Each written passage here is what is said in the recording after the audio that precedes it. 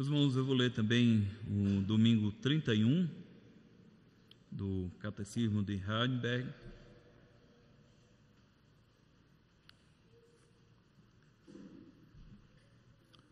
Pergunta 83. O que são as chaves do reino dos céus?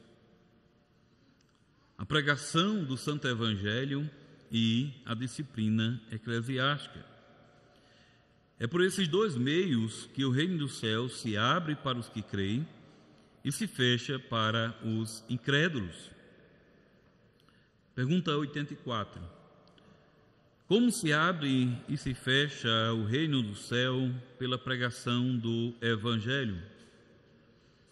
De acordo com o mandamento de Cristo, o reino do céu se abre quando se proclama e se testifica de público a todo o crente, individual ou coletivamente, que Deus perdoou de fato a todos os seus pecados por causa dos méritos de Cristo, sempre que aceitam a promessa do Evangelho com fé verdadeira. O reino de Deus se fecha quando se proclama e se testifica a todos os incrédulos e hipócritas que, enquanto não se arrependerem, a ira de Deus e a condenação eterna repousam sobre eles. Segundo esse testemunho do Evangelho, Deus os julgará, tanto nessa quanto na vida por vir.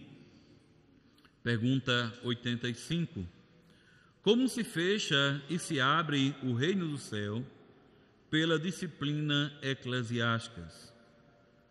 De acordo com o mandamento de Cristo, aqueles que se chamam de cristãos, mas que se mostram não cristãos na doutrina ou na vida, devem ser, em primeiro lugar, e de modo fraternal, admoestado mais de uma vez. Se não abandonarem a seus erros, nem a sua impiedade, devem ser denunciados à igreja, isto é, aos presbíteros. Se também não derem ouvidos à admoestação deles, serão proibidos de participar dos sacramentos e excluídos da congregação cristã pelos presbíteros e do reino de Cristo pelo próprio Deus.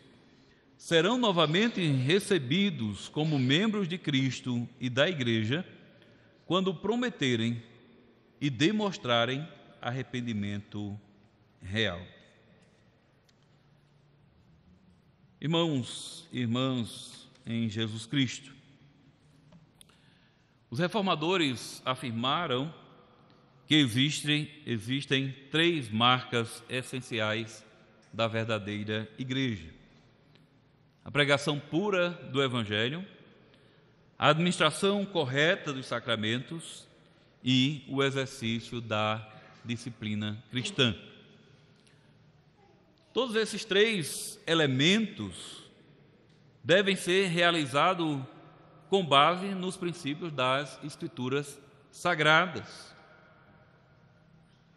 Não é como nós pensamos, não é como agradar melhor as pessoas, mas como Deus revelou em sua palavra.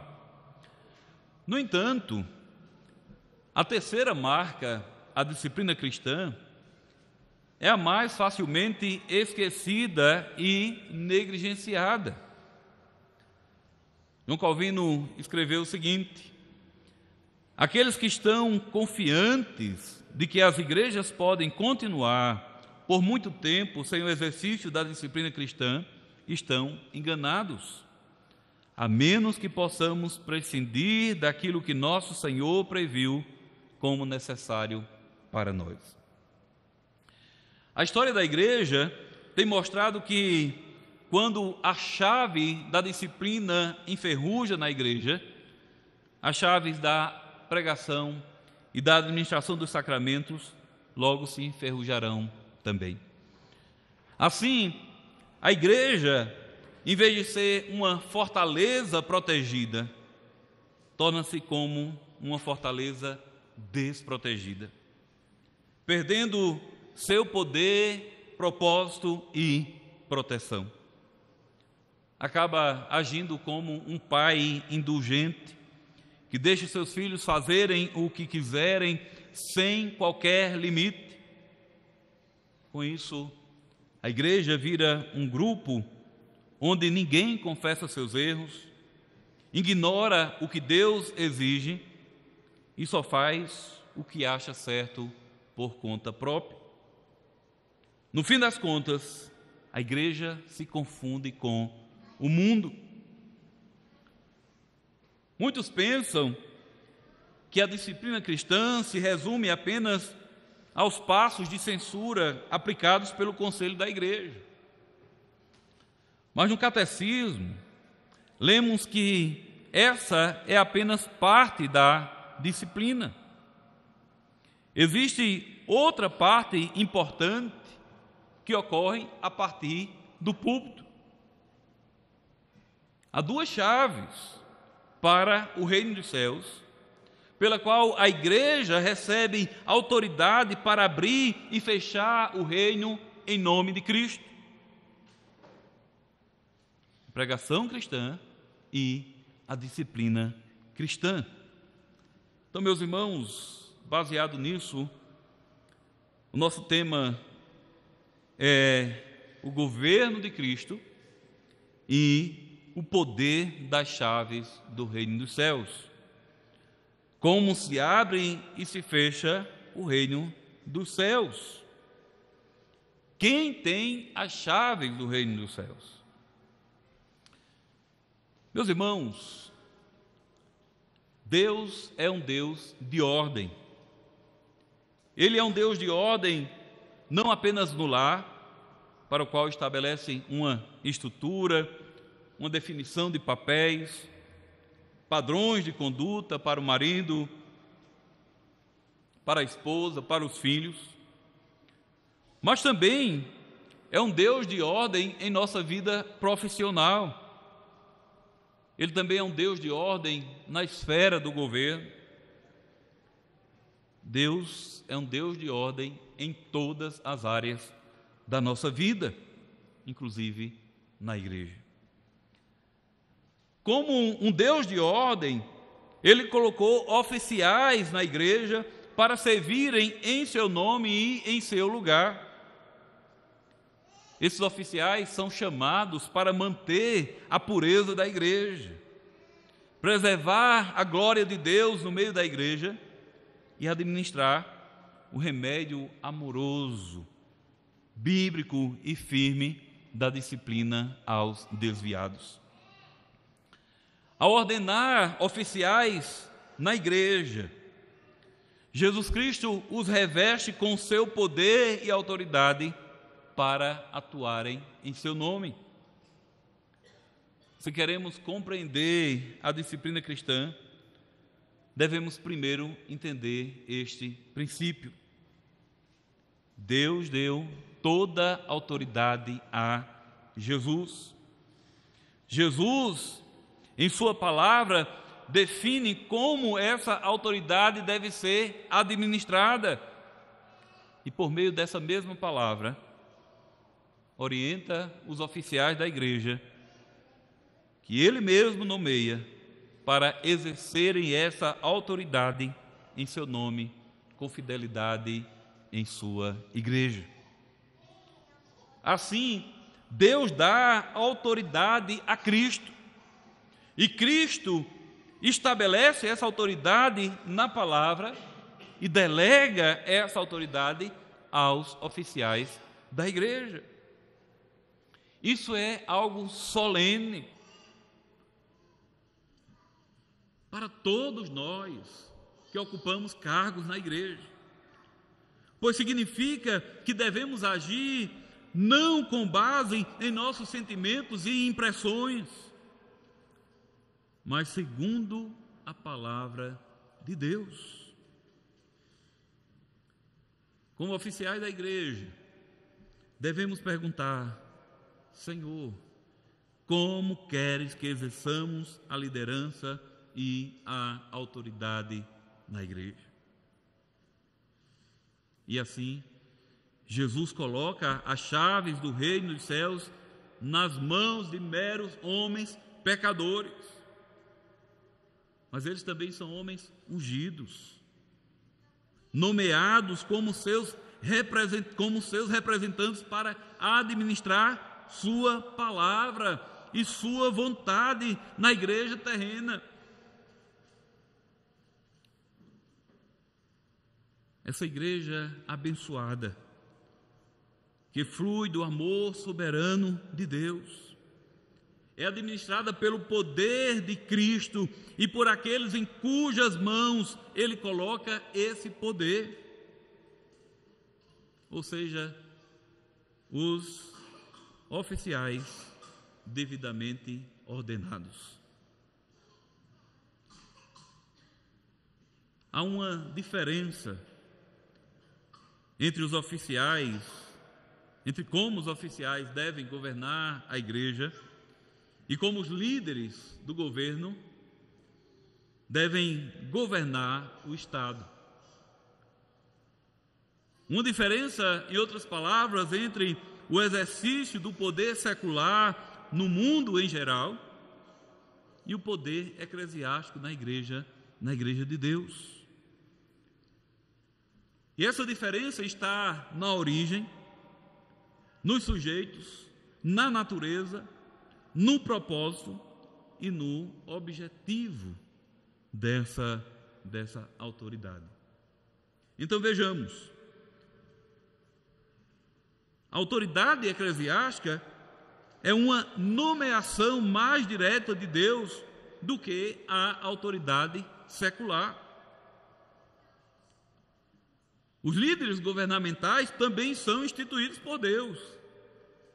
Eles são eleitos pelo povo, assim como os oficiais da igreja, e devem governar em nome de Deus, assim como os oficiais da igreja. Mas Jesus disse especialmente sobre os oficiais da igreja que Ele pessoalmente coloca as chaves do seu reino em suas mãos,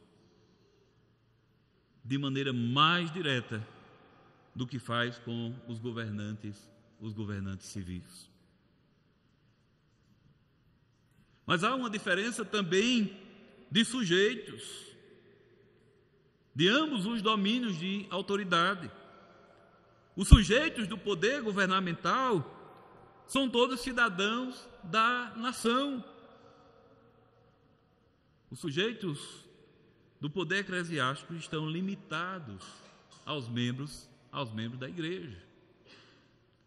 Se um rei, presidente, senador chegar na igreja, ele é apenas mais um, né? Um irmão, se for um cristão. Porque na igreja o poder, a autoridade é limitada aos membros da igreja. Há ainda uma diferença na natureza e na intenção da autoridade exercida. Na disciplina secular, a autoridade é em grande parte punitiva. Isso significa que seu objetivo principal é punir os infratores pelos delitos cometidos. E apenas secundariamente o propósito é ser reabilitado, ou seja, reformar o infrator. Mas no poder eclesiástico, essa prioridade é invertida. O objetivo principal é servir como um remédio para o infrator, reformá-lo, buscar a sua cura e restauração. E a menor ênfase está no elemento judicial que precisa ser administrado para manter a pureza da igreja, né? Para dar exemplo a outros, para não ocorrerem no mesmo erro. Uma coisa que devemos entender quando falamos sobre autoridade na igreja, e que muitas pessoas esquecem, é que não são apenas os oficiais que exercem essa autoridade. Embora não acreditemos que a igreja seja uma democracia, onde todos são iguais em todos os sentidos, pois os oficiais exercem a autoridade de maneira especial e são separados em função uns dos outros.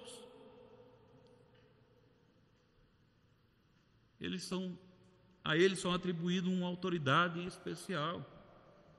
Mas ainda assim, e eu quero insistir nisso, há um papel a ser desempenhado por toda a igreja no exercício da autoridade.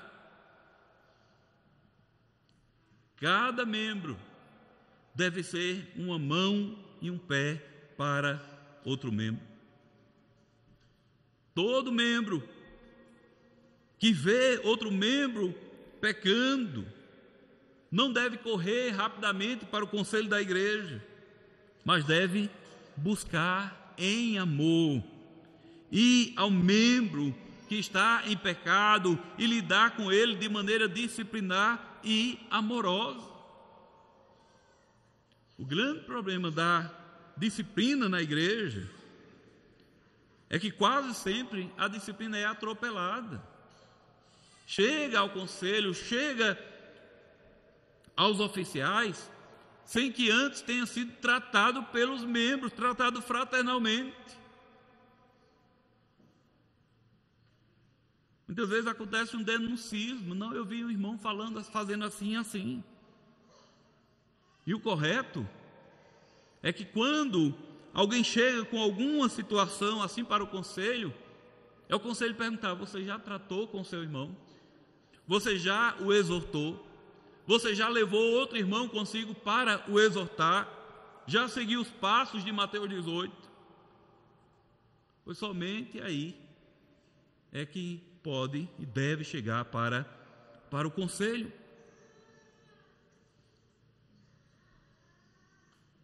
Isso é semelhante a uma situação familiar, onde os irmãos e irmãs também podem observar uns aos outros, podem admoestar-se, corrigir-se e guiar-se mutuamente, especialmente os irmãos e irmãs mais velhos, em situações em que o pai e a mãe não estarão por perto e precisarão orientar os seus irmãos mais novos sobre o que fazer e o que não fazer. Não é assim, crianças? O mais velho sempre é aquele mandão, e é assim mesmo. E assim também deve ser na igreja. Os oficiais da igreja são como os pais. Eles são a instância final de apelação. Quando um irmão ou uma irmã não consegue resolver uma dificuldade, então finalmente eles recorrem aos pais para resolvê-lo. Da mesma forma, quando um membro da igreja, como irmãos e irmãs uns dos outros, corrigem-se, mas não conseguem resolver os problemas, quando não há arrependimento e reconciliação, quando não há resolução, eles devem levar o seu caso ao conselho da igreja. E assim toda a família da igreja está envolvida na disciplina. A disciplina cristã não é uma tarefa fácil. Não é fácil para os oficiais da igreja, mas também não é fácil para o rebanho. Assim como não é fácil ser um bom pai. Como pai, há momentos em que no fundo do coração você realmente gostaria de evitar disciplinar o seu filho. Você vê um problema que precise de atenção, de disciplina, mas gostaria de deixar que ele se resolvesse, que ele desaparecesse por conta própria. E o mesmo acontece no corpo da igreja. Muitas vezes há membros que, ao testemunhar um pecado, dizem: bem, isso realmente não é da minha conta. Essa é a tarefa do conselho da igreja. Irmãos e irmãs, essa pessoa fala no mesmo espírito de Caim. Sou eu o guardador do meu irmão? E assim, ela está deixando o seu irmão continuar no pecado porque não quer se envolver pessoalmente. Meus irmãos, isso é egoísmo. Pior ainda, é pecado. Deus se irou contra Caim e Deus se ira contra nós quando não somos auxiliares amorosos para nossos irmãos e irmãs na fé. Isso não significa que devemos corrigir uns aos outros com arrogância. Às vezes um irmão ou irmã mais velho pode falar com ousadia, arrogante, e os pais precisam dizer: não, o que você está fazendo está certo, mas a maneira como você está fazendo está errada. E o mesmo acontece na igreja.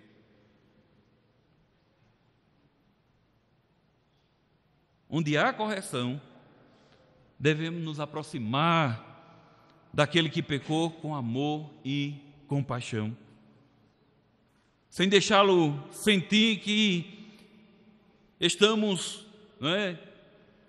nos mostrando autoritários, mas, de fato, mostrando que somos compelidos por amor. A correção se dá em amor. Como diz Provérbios 27:6, fiéis são as feridas de um amigo, mas os beijos do inimigo são enganosos. Quando corrigimos alguém, essa pessoa deve sentir, pelo nosso comportamento, pela nossa abordagem, nossa conversa, que somos amigos buscando o seu bem-estar. Portanto, a disciplina deve ser feita com amor, com fidelidade, de acordo com as Escrituras, sobre a autoridade de Cristo e de sua palavra. Deve ser feita com uma postura de negação de si mesmo, em obediência à palavra de Deus e para o bem das almas e a glória de Deus. Deus diz que essas chaves, a chave da pregação, pela qual há uma abertura e fechamentos bíblicos, e a chave da disciplina pela qual há uma abertura e um fechamento bíblico, essas duas chaves devem ser usadas. E elas devem ser usadas em obediência a Deus. A chave da pregação é positiva.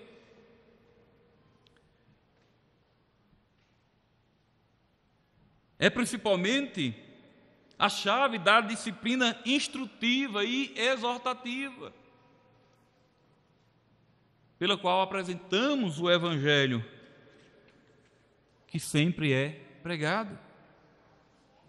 E a própria pregação da palavra inclui ou exclui pecadores.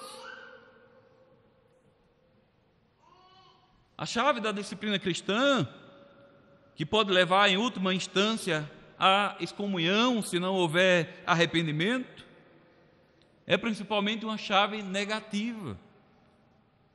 É a chave da correção e das medidas punitivas. Uma chave de natureza medicinal.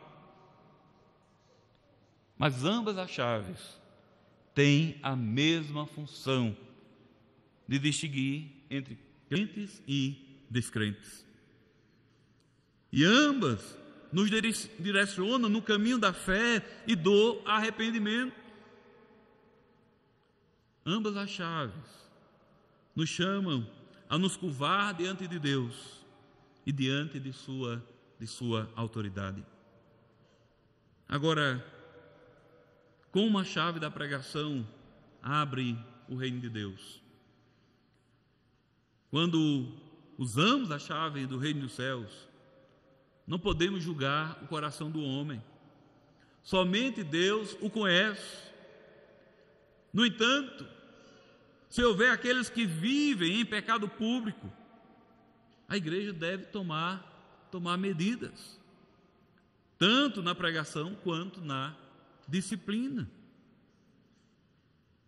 especialmente se trata de pecado público.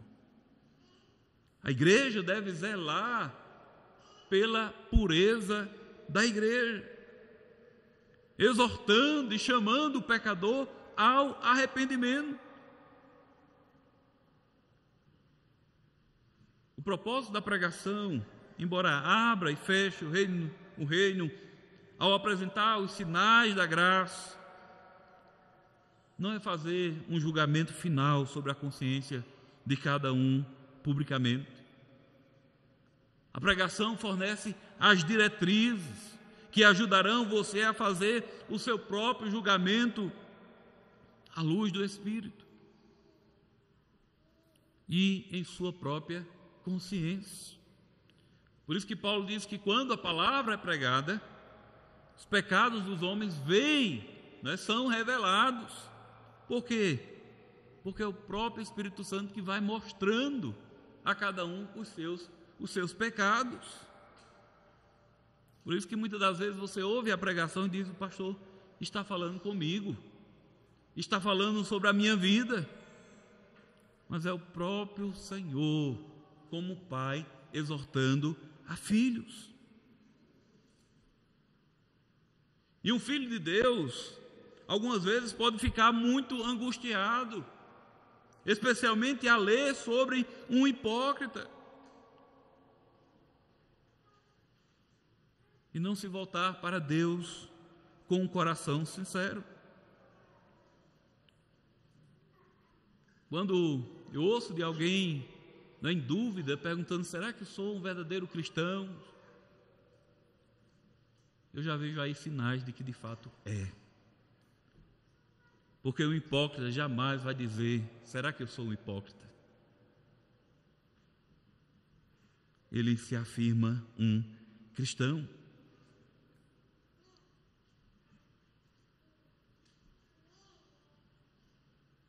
Muitas vezes, sobre a pregação, quando o pregador busca abrir e fechar o reino dos céus, identificando marcas da graça dos crentes e marcas dos incrédulos,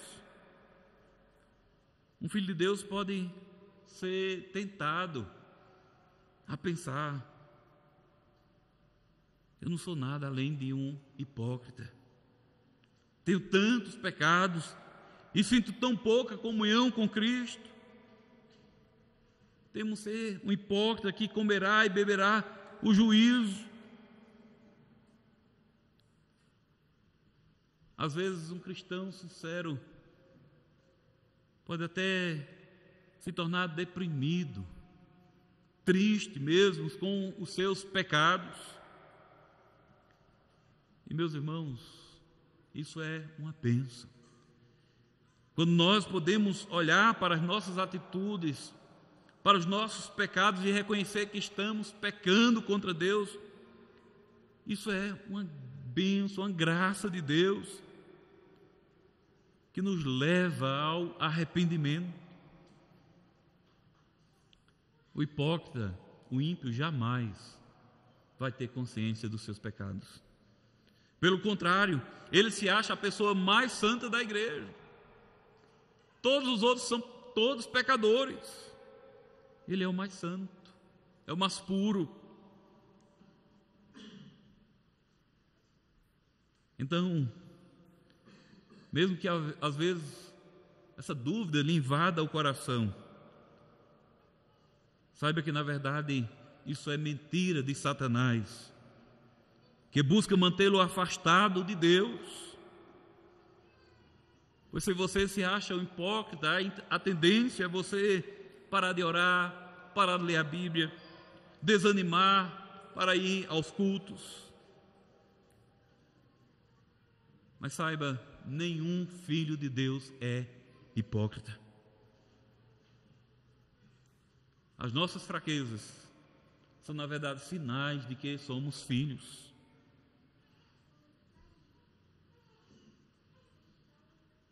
Pode haver situações individuais em que o Filho de Deus não seja tão sincero quanto deveria, mas ele nunca é um hipócrita. O hipócrita pode parecer arrependido dos seus pecados, pode parecer sério sobre Deus, pode parecer amar o Senhor Jesus, mas ele nunca quer ser examinado de perto ou ser responsabilizado. O hipócrita tem a aparência de piedade, mas lhe falta o poder. Ele tem a aparência de amor de Deus, mas na verdade ama apenas a si mesmo. Os desejos do seu coração estão voltados para si próprio. Ele se orgulha da sua própria religião. Ele se orgulha da sua própria piedade. Olha como eu sou piedoso. Eu não sou como esses demais, não é? Como lá na parábola de Lucas 18. Por outro lado, um verdadeiro filho de Deus se arrepende do seu pecado, lamentando-se de uma maneira que o hipócrita nunca se lamenta, porque ele ofendeu a Deus. Então ele se sente triste, ele chora, ele lamenta os seus pecados e ele clama: sonda-me, ó Deus, e conhece o meu coração, prova-me, conhece os meus pensamentos, como o salmista. O verdadeiro filho de Deus é aquele que diz: ó Deus, eu não posso estar longe de ti. O verdadeiro filho de Deus talvez tema ser um hipócrita, mas não é um hipócrita, porque não pode fingir a sua religião. Ele não pode negar o seu amor pelo Salvador. Ele ama sinceramente. Portanto, meus irmãos, a pregação é a chave da autoridade de Deus. E essa autoridade é dada aos ministros, por meio da qual Deus abre e fecha o reino. Cristo é o grande rei, Cristo é a porta, o grande pastor do ministério, mas ele entrega essa chave aos ministros, os seus mordomos. Por isso nós lemos em Mateus 16:19, Jesus diz: dar-te-ei a chave do reino dos céus, e tudo que ligares na terra terá sido ligado no céu, e tudo que desligares na terra terá sido desligado nos céus. Isso significa que quando pregamos o Evangelho conforme o mandamento de Cristo, e esse Evangelho está em harmonia com a palavra, Deus está falando através de nós, como assim diz o Senhor, e toda a igreja deve dizer amém. Pois a palavra que está sendo pregada aos seus corações é a proclamação autorizada, e nós devemos nos curvar diante da autoridade da palavra. Muitas vezes pode acontecer de ter irmãos na igreja que até pode ser eloquente, ter muito conhecimento, mas ele não está ordenado a pregar a palavra de Deus. Isso às vezes frustra muitos irmãos, não é? Mas o fato é que muitas das vezes aquele irmão que não é tão capaz, mas é aquele a quem Deus chamou e colocou como ministro da sua palavra. Muitas das vezes para tratar os corações, para tratar orgulho, para tratar a vaidade das pessoas. E quando as pessoas desprezam, menosprezam seus oficiais, seus pastores, porque dizem, esse aí é o pastor, mas é um menino, não é? Esse aí é o presbítero, mas é um menino. Não, eu não submeto a isso, não. Só que ao resistir aos ministros de Cristo, aos mordomos de Cristo, estão resistindo ao próprio Cristo. Pois os servos, os ministros são embaixadores de Cristo, são representantes de Cristo. Portanto, não se trata de um mais capacitado, mas aquele a quem Deus escolheu para estar naquele lugar. É o próprio Deus que chama homens para o ofício. Portanto, não devemos nos apegar também aos homens, mas nos apegar à mensagem, nos apegar às promessas do Evangelho que nos são pregadas por meio dos homens. Pois no final das contas, é tudo por Cristo e para Cristo. Então, o nosso catecismo, na pergunta 84, que diz, como se abre e se fecha o reino dos céus pela pregação? E a resposta diz, de acordo com o mandamento de Cristo, o reino dos céus se abre quando se proclama e se testifica de público a todo crente, individual ou coletivamente, que Deus perdoou, de fato, todos os seus pecados por causa dos méritos de Cristo. Sempre que aceitam a promessa do Evangelho com fé verdadeira. Então observe o seguinte, irmãos, quero destacar aqui duas palavras. A primeira é promessa. Ele está dizendo que sempre que aceitam a promessa do Evangelho, esse é o papel do cristão. Aceitar a promessa do Evangelho. Isso leva à segunda palavra, que é crente. O crente é aquela pessoa que recebe a promessa do Evangelho. Então, o que significa essa promessa?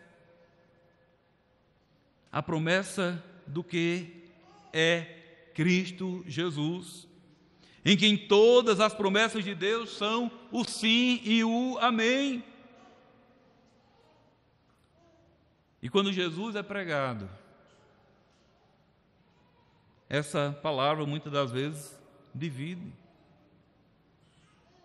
Ela separa aqueles que o recebem pela fé, arrependendo-se aos pés de Cristo e crescendo sinceramente, como Abel.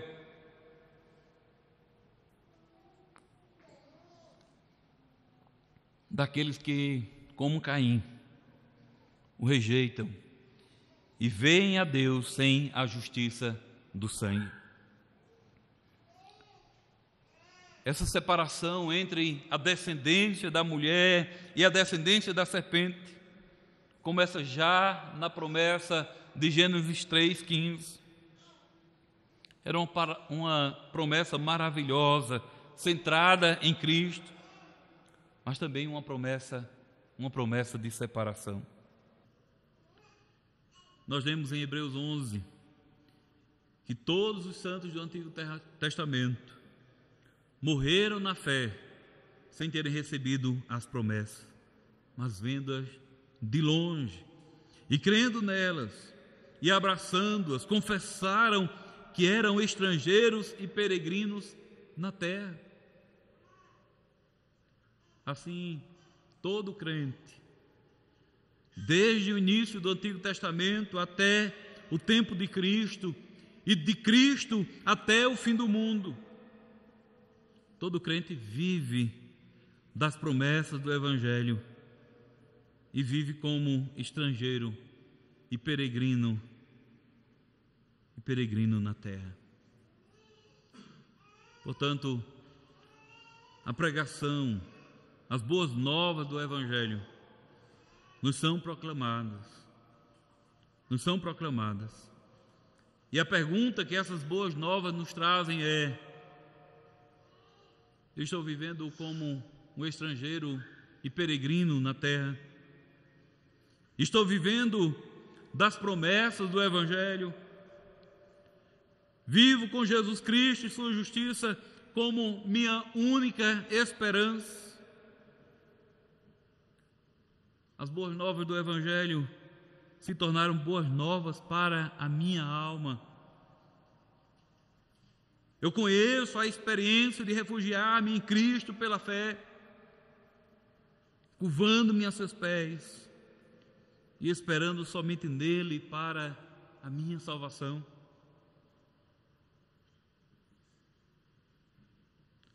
A promessa, então, como você pode ver, é para os crentes, não é para todos.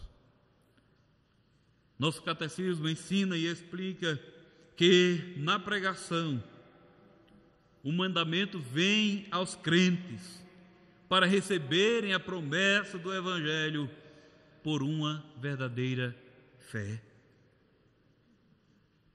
para crerem que seus pecados lhes são perdoados por Deus. Incrédulos e impenitentes também são chamados à fé e ao arrependimento. A pregação do Evangelho abre e fecha as portas dos céus, porque não apenas diz à congregação quem são aqueles que recebem o Evangelho, o que é a fé, o que é arrependimento, mas também prega a vocês, diz a vocês o que é incredulidade e quais serão as consequências da incredulidade.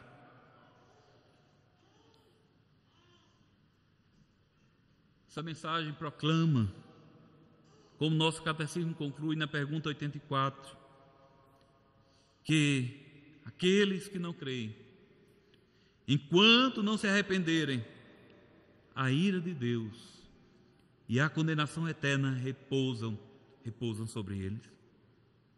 Segundo esse testemunho do Evangelho, Deus os julgará tanto nessa vida quanto no porvir. Então, por meio da pregação, a igreja está advertindo que se eles não crerem no Evangelho, que se eles não se arrependerem diante de Deus, se rejeitarem ou menosprezarem as promessas do Evangelho, se buscarem descanso fora de Cristo, eles jamais, ou melhor, eles já estão expostos à ira de Deus. E se ousarem continuar se apegando a hábitos pecaminosos, alimentando qualquer tipo de pecado secreto, praticando o estilo de vida de pecado de qualquer forma, nós os advertimos que estão caminhando para a condenação eterna e que não podem continuar nesse caminho e prosperar no final. O pecado produz frutos amargos. Quando você continua no pecado, você mesmo fecha se fecha para o reino de Deus. Portanto, você precisa ser feito um crente pela graça do Espírito Santo, pois há apenas 2 nomes pelo qual nós seremos reconhecidos. O seu nome espiritual é crente, ou o seu nome espiritual é incrédulo. Se você já ouviu sobre as riquezas, a glória, a disposição, a grandeza e a tremenda majestade de Cristo, e ainda assim se recusa a curvar-se diante do seu Evangelho, que o convida a entrar no seu reino, saiba que a porta do Evangelho ainda está aberta e Deus o chama hoje a romper com o seu pecado, a se curvar diante dele e a obedecer o Evangelho. O reino de Deus está próximo. Portanto, não é coisa pequena, não é coisa pouca sentar-se na casa de Deus. Não é coisa pequena ouvir a palavra de Deus. Deus se aproxima e fala com você. E usa homens pecadores para lhe trazer sua palavra.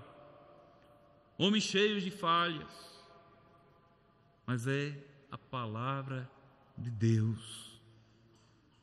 E é por meio dessa palavra que ele abre, mas também fecha o reino de Deus. Abre para os crentes, para os que creem, e fecha aos incrédulos. Portanto, quem é você? Um crente ou um incrédulo? Eu lembro das palavras do Senhor Jesus a Tomé: não seja incrédulo, mas seja crente. Que Deus nos abençoe. Amém. Vamos curvar nossa cabeça, vamos orar. Senhor, nós te louvamos, nós te bendizemos, nós te agradecemos por tua palavra, Senhor.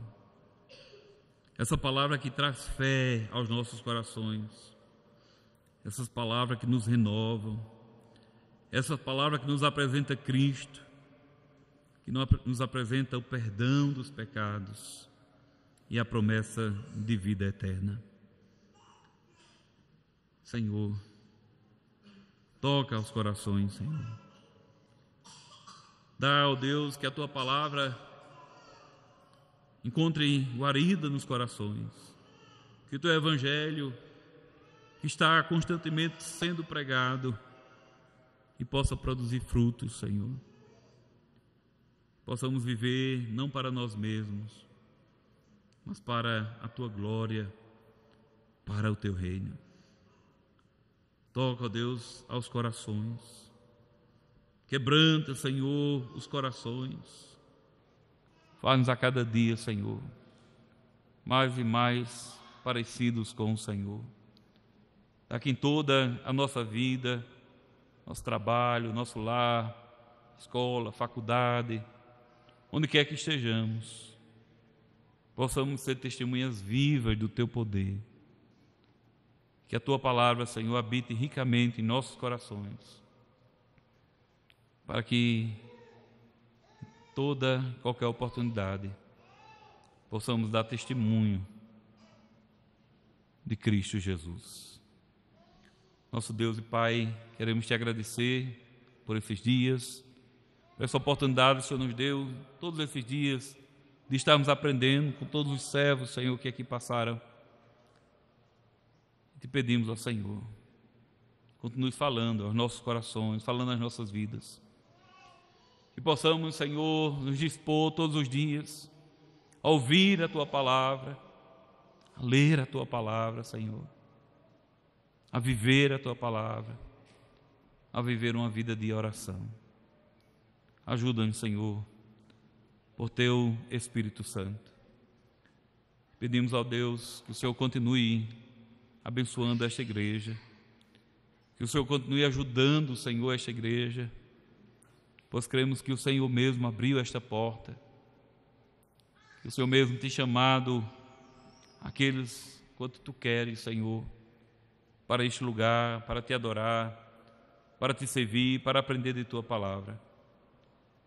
Continue, ó Deus, abençoando o pastor Iraldo, seu ministério, quando ele vai viajar com sua família para o Canadá, para ainda mais ser treinado, capacitado, Senhor, para Te servir.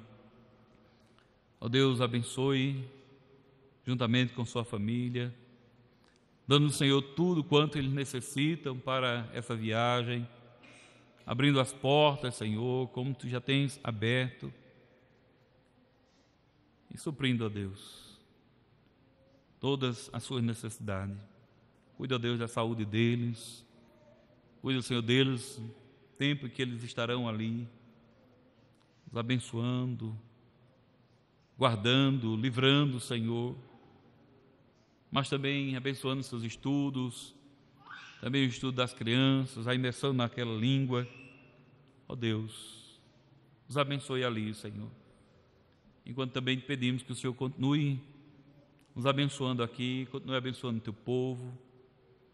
Abençoe, ó Deus, o ministro que foi chamado para pastorear esse rebanho, dando-lhe graça, sabedoria, Senhor, para decidir segundo a Tua vontade, ó Deus, segundo o Teu bom propósito e para a Tua glória. Também, Senhor, lembramos do nosso irmão Tito, pedimos que o Senhor continue o abençoando, restaurando, restabelecendo sua saúde. Abençoe, Senhor, seus pais, a Débora, o Felipe, os fortalecendo, os ajudando e dando também, Senhor, tudo quanto eles necessitam, ó Deus, para essa temporada ali em São Paulo e todo o tratamento, Senhor. Abençoe-os, ó Deus. Abençoe, Senhor, a semana que está diante de nós, nossos trabalhos, estudos, os desafios, Senhor. Em tudo possamos ver a Tua boa mão, cuidando de nós e nos abençoando. Abençoe, Senhor, o nosso país, abençoe os poderes constituídos. Não permita, ó Deus, que a tirania tome conta daqueles que estão em posição de autoridades, mas dá-lhes, Senhor, humildade em seus corações, para que tenhamos dias melhores, Senhor, em nossa nação, tenhamos paz, tenhamos justiça. Abençoa-nos, ó Deus, em tudo. Nós Te rogamos assim, em nome e por amor de Jesus Cristo, Teu Filho, o nosso Senhor. Amém.